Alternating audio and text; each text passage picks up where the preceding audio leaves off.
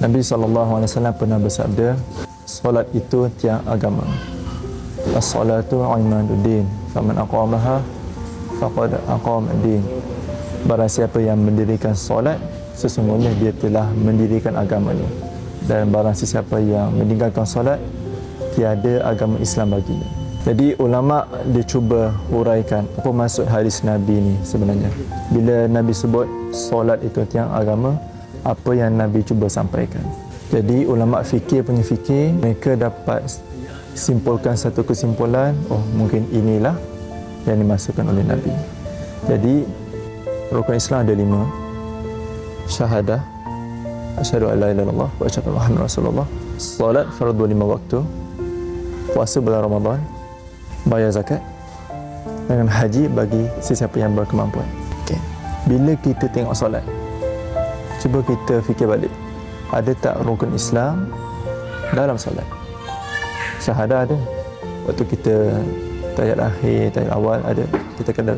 Kita akan baca asyhadu an la ilaha illallah wa asyhadu anna Muhammadar Rasulullah. Jadi syahadah rukun Islam pertama dah settle. Rukun Islam kedua solat. The entire thing is solat. Jadi solat fardu 5 waktu itulah solatnya lah. Jadi saya nak tanya, ada tak puasa dalam solat? Definisi puasa ialah menahan diri daripada melakukan perkara yang membatalkan puasa daripada terbit fajar sampailah ke tenggelamnya matahari. Jadi waktu kita puasa di bulan Ramadan, kita tak boleh makan minum, boleh bersama isteri atau melakukan perkara yang membatalkan puasa. Waktu kita solat, daripada takbiratul ihram sampailah kita bagi salam, sebenarnya kita berpuasa. Kita tak boleh makan, tak boleh minum, tak boleh bersama isteri, bahkan lagi ketat lagi, kita tak boleh bergerak sesuka hati dan kita tak boleh berkata-kata dengan mana-mana manusia. Sebab waktu kita salat, kita sedang berkata-kata dengan Allah. So, puasa dalam solat ada. Lagi dua apa? Zakat. Zakat ada ke dalam solat? Definisi zakat ialah bila kita ada harta yang cukup nilainya sebanyak 85 gram emas, which is 47k lah sekarang, dan kita pegang dia cukup haul selama setahun, dan wajib ke atas kita untuk bayar zakat 2.5%. Contohnya, saya ada 40 ekor lembu dan wajib ke atas saya untuk bayar zakat 1 ekor lembu. Kalau saya ada 40 kilogram emas dan berwajib ke atas diri saya untuk bayar 1 kilogram emas sebagai zakat 2.5%. Betul tak?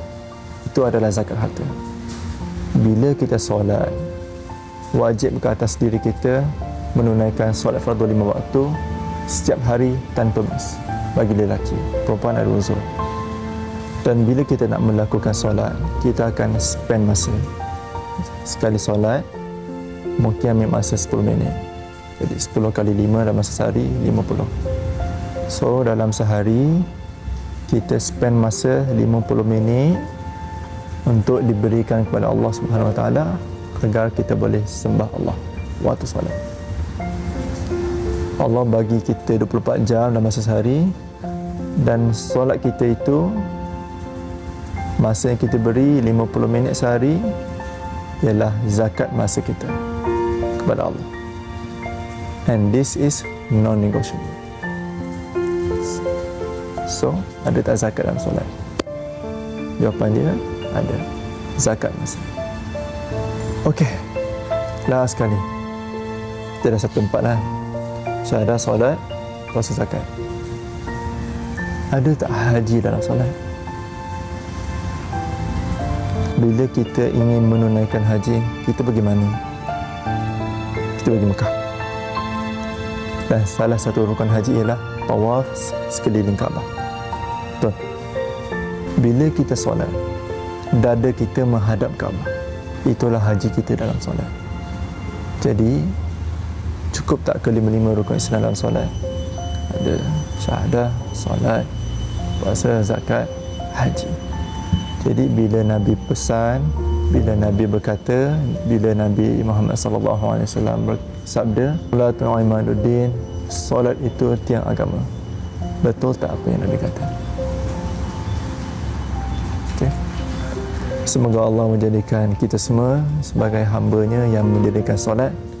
Rabbi ja'alna muqimas salah wa min dzurriyyatina rabbana wa taqabbal du'a. Ya Allah, jadikanlah diri kami sebagai orang yang sentiasa mendirikan solat, dan begitu juga zuriat kami. Ya Allah, Kau kabulkanlah doa kami semua. InsyaAllah kita jumpa lagi. Saya Dr. Omar. Assalamualaikum.